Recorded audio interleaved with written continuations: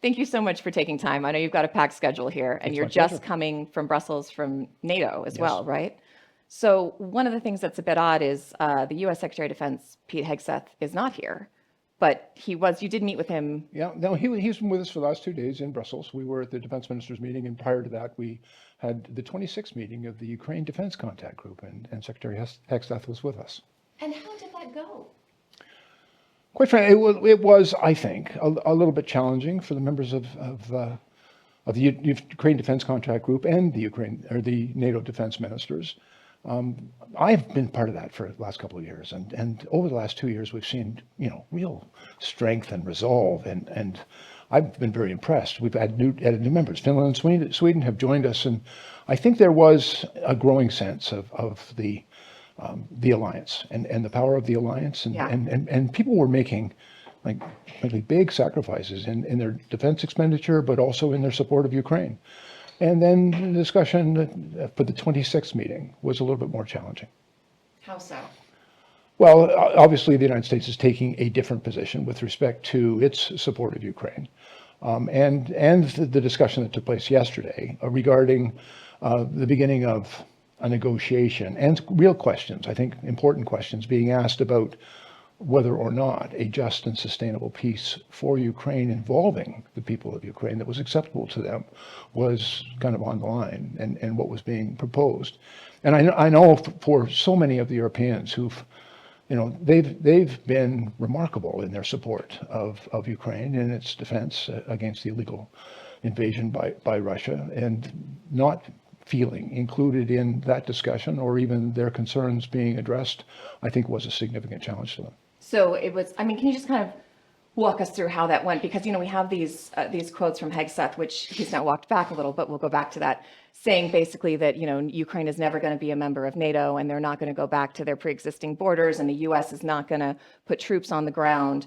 Is that something that was said immediately upon coming into the meeting? Is that something that had been messaged to the group before the meeting? No, we got it on the first day of the Ukraine Defense Contact Group in the opening remarks in front of the press, and so it was made public at the same time we were hearing it. So we knew at the same time you knew it. Yeah, and that's fine as a position, but I think there was legitimate and real concern expressed by many of us around the table that. First of all, just to be clear, in any negotiation, the aggressor here is Russia. The victim of that aggression was Ukraine. We have all worked hard over the last almost 3 years now, 3 years next week, in order to support Ukraine in its defense against that aggressor. And in a negotiation, if you're going to achieve a just and sustainable peace for the people of Ukraine, which is what we've all been working for nearly 3 years, then first of all, it has to involve the people of Ukraine. And secondly, it seemed like all the concessions to Russia were put on the table before the negotiation began. We did an interview at the UN with the Czech foreign minister who told us Ukraine needs to be at the table, not on the table. And this kind of seemed like they were just serving them on a platter. Well, Ukraine's interest, the people of Ukraine, its long-term security, safety, prosperity, were things that we've all been working hard on for the last 3 years.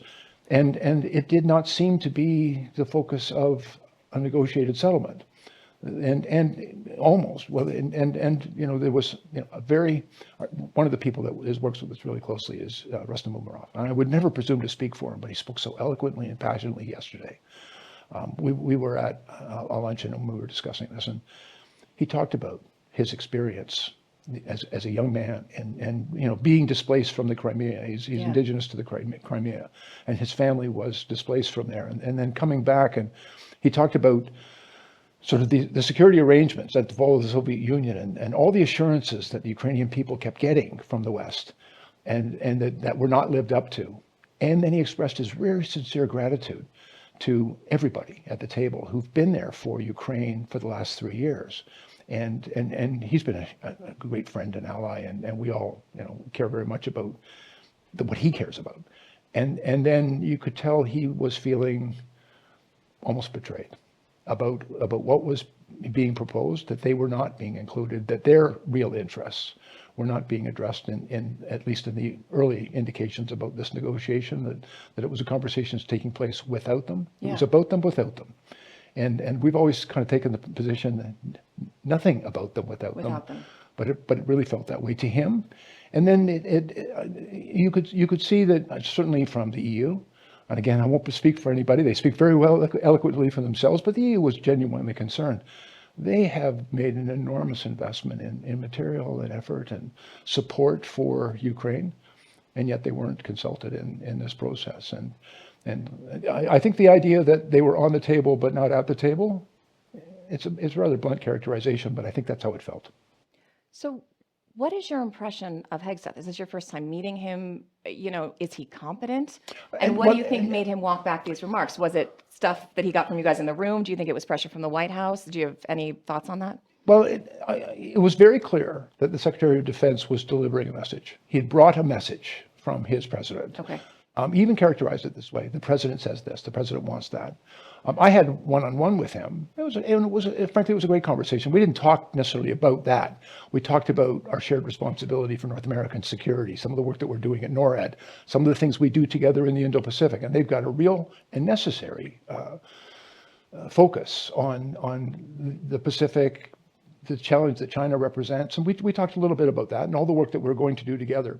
It was quite positive, but I would characterize his remarks at the Ukraine Defense Contact Group and then at the NATO meeting yesterday as he was delivering a message that had been given to him. Can you remind us, and possibly the administration, all of the things that Canada and the U.S. do together when it comes to air defense, when it comes to military? I'm an Army brat. I grew up in Colorado Springs, Colorado. My dad worked at NORAD. All our neighbors were Canadians. Well, all your neighbors are Canadians. I have over 1,000 Canadian Armed Forces members who are deployed around the United States on U.S. bases. I don't think people realize that Canadian officers serve on U.S. military bases quite frequently. All over the place. The second in command in Colorado Springs is a Canadian 3-star.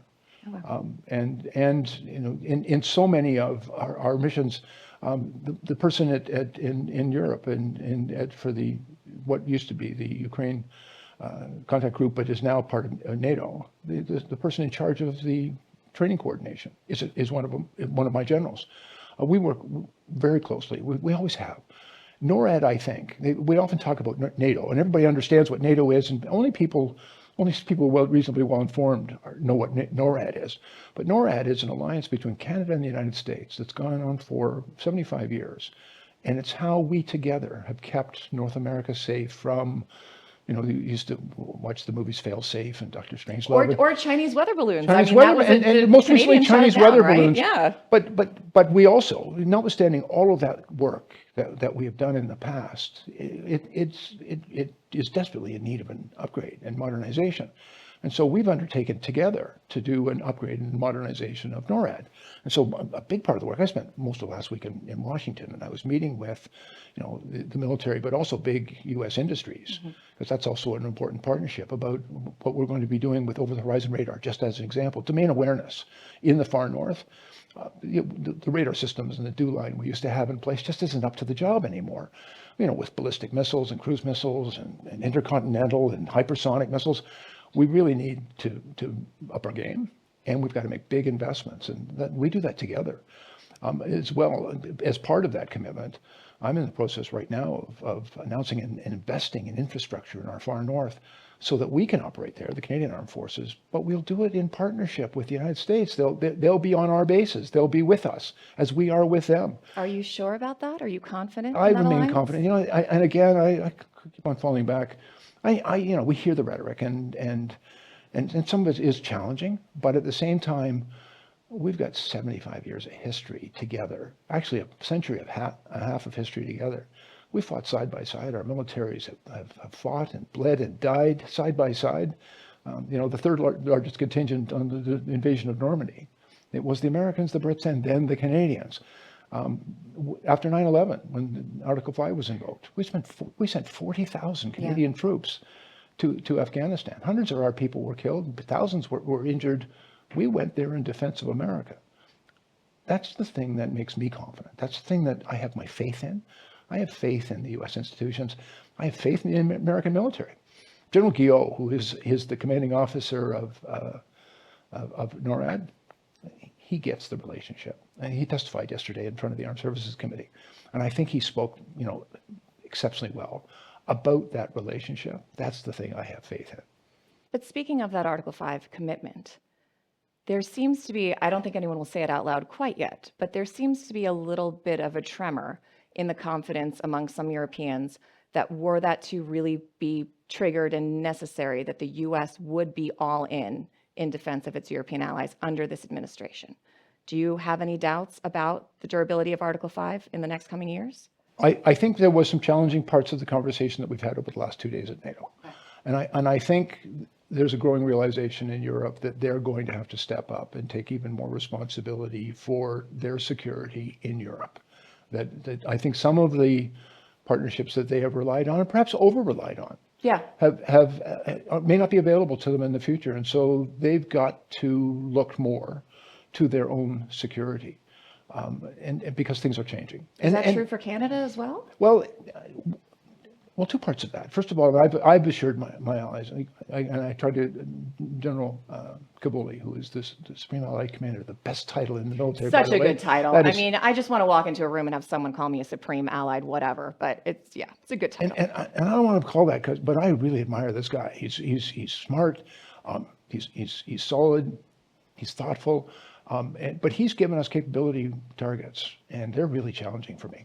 Okay. Because like most of my European allies, they're building up their militaries, but they're in Europe.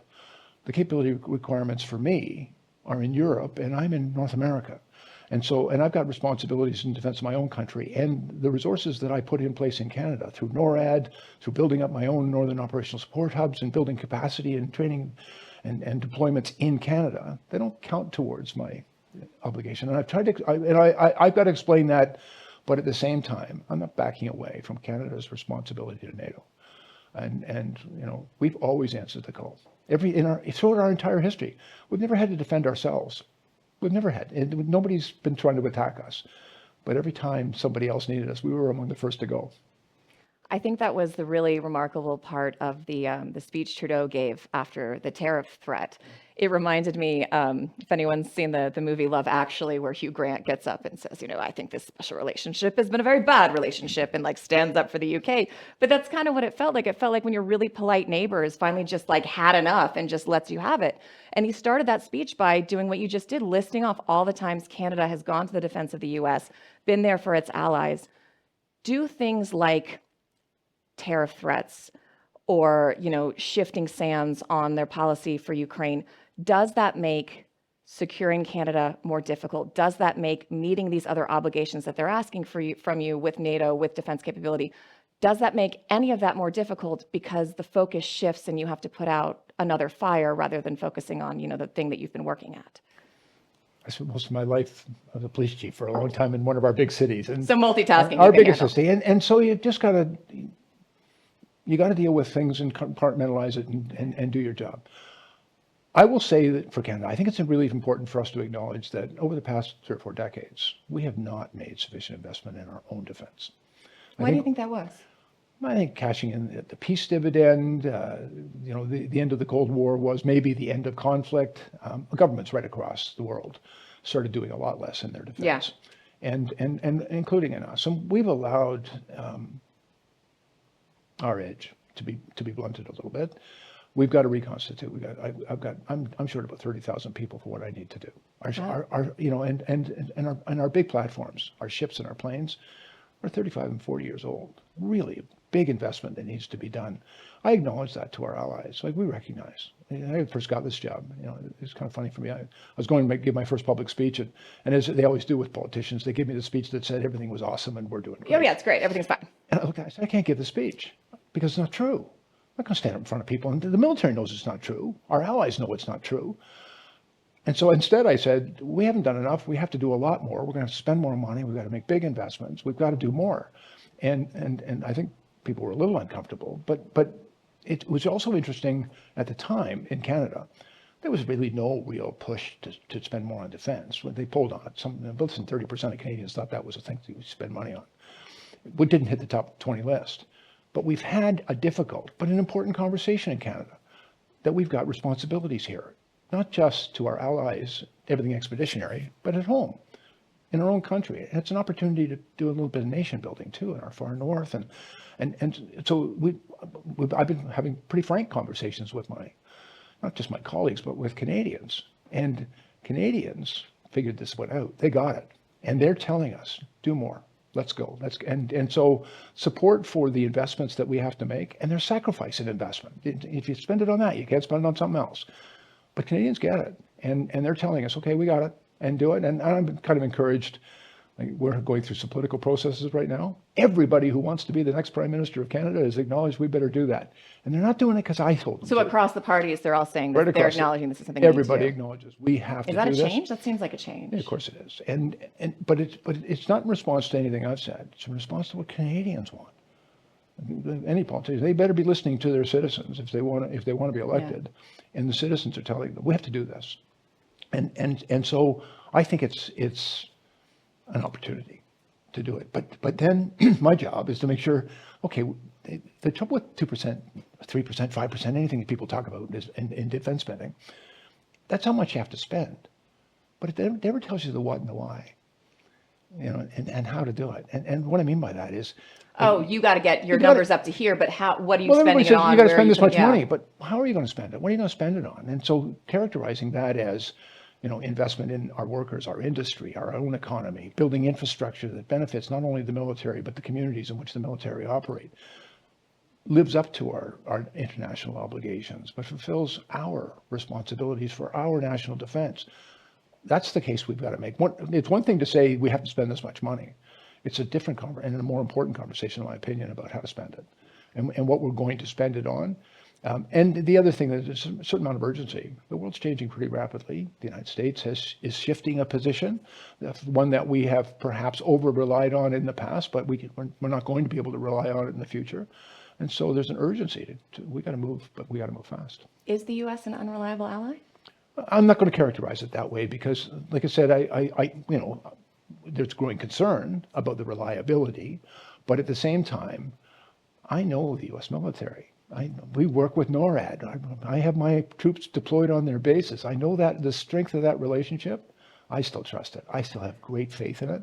I know that military, one of the best in the world, working beside my best, is the key to our future security. So I don't despair about, I think we go through different political processes and rhetoric, and some of it can be really challenging. And then you go back to the things that really are important.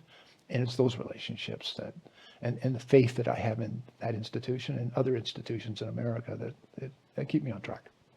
Before I let you go, we were speaking a little bit before we started recording about, you've been working with the U.S. for decades and you're very familiar. And you said people have asked you previously if you were concerned about those U.S. institutions you were just talking about and their durability. And outside the military, I'm wondering if you are concerned, if your government is concerned about the durability of American democracy, given what's going on in Washington right now. I'm going to be careful. I'm not speaking for the government. The Prime Minister does that.